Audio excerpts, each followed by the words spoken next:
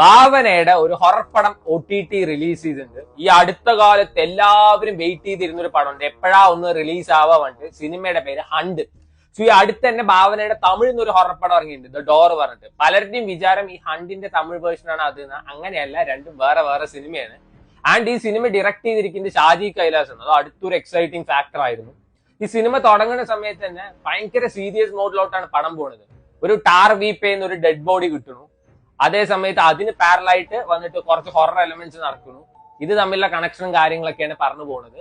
ഇപ്പൊ ഇതിന് case investigation നടത്തുന്നത് നമ്മുടെ അജ്മൽ അമീർ ആണ്. അജ്മൽ അമീർ ഉണ്ടെങ്കിൽ അറിയാലോ പടം എങ്ങനെ പോയിട്ടാണ് എൻഡ് ചെയ്യാന്ന്. കണ്ടു കഴിഞ്ഞാൽ നിങ്ങൾക്ക് മനസ്സിലാവും. നമ്മളെ കുത്തിത്തിരിപ്പ് സ്റ്റാർ നമ്മുടെ സുരേഷ്, കീർത്തി സുരേഷിന്റെ അച്ഛൻ ആളാണ് ഇതിൽ നമ്മുടെ ഭാവനയുടെ പ്രൊഫസർ ആയിട്ട്. അങ്ങേര് ആദ്യം വന്നിട്ട് ഒരു കന്നഡ കലർന്ന ഒരു മലയാളം പറയുന്നത്. അത്രയും നേരം അങ്ങേര് മലയാളം മര്യാദയ്ക്ക് പറയും. പിന്നെ ഇഡലി സാമ്പാർ എന്ന് പറയാൻ മാത്രം എന്തിനാണ് ഒരു കന്നഡ ഭാഷ അവിടെ കൊണ്ടുവന്നത് എനിക്ക് മനസ്സിലായില്ല. ഇനി അത് കന്നഡ ആണോ എന്ന് പോലും എനിക്കറിയില്ല. പിന്നെ വന്നിട്ട് എനിക്ക് തോന്നിയത് ഭാവന നന്നായി പെർഫോം ചെയ്യുന്നുണ്ട്. ഈ സിനിമയില് ഈ ബോഡി ആരുടെയെന്ന് കണ്ടുപിടിക്കുന്ന ഒരു സീന് വരെ അടിപൊളിയായിരുന്നു. ഫസ്റ്റ് ഹാഫ് ഒക്കെ അടിപൊളി ത്രില്ലർ ആയിരുന്നു. വൺസ് അത് കണ്ടുപിടിച്ച ശേഷം ഈ സിനിമയുടെ ഫ്ലോ അങ്ങോട്ട് നഷ്ടപ്പെട്ടു എന്ന് വേണമെങ്കിൽ പറയാം. പിന്നെ അങ്ങോട്ട് എനിക്ക് വലിയ വർക്ക് ആയില്ല. ഈ ഡോർ സിനിമ ഇതേപോലെ തന്നെ ആയിരുന്നു. ആദ്യമൊക്കെ നല്ല രസമായിരുന്നു. പിന്നെ യൂഷ്വൽ റിവഞ്ച് കാര്യങ്ങൾ തന്നെ.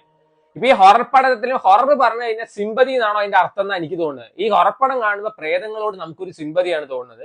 ഇതൊരു ഹൊറർ പടം എന്ന് പറയുന്നേക്കാളും മോർ ഓവർ നമുക്കൊരു ത്രില്ലർ എന്ന് വേണമെങ്കിൽ പറയാം. അത്ര ഇതിന് പറയാൻ പറ്റുള്ളൂ.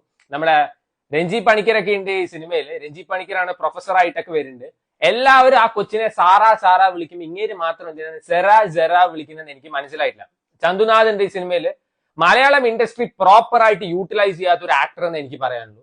കിടിലൻ ലുക്ക് ഉണ്ട്, കിടിലൻ ബോഡി ഉണ്ട്, വേണമെങ്കിൽ ഒരു ഹീറോ ആയിട്ട് വരെ കൊണ്ടുവരാം.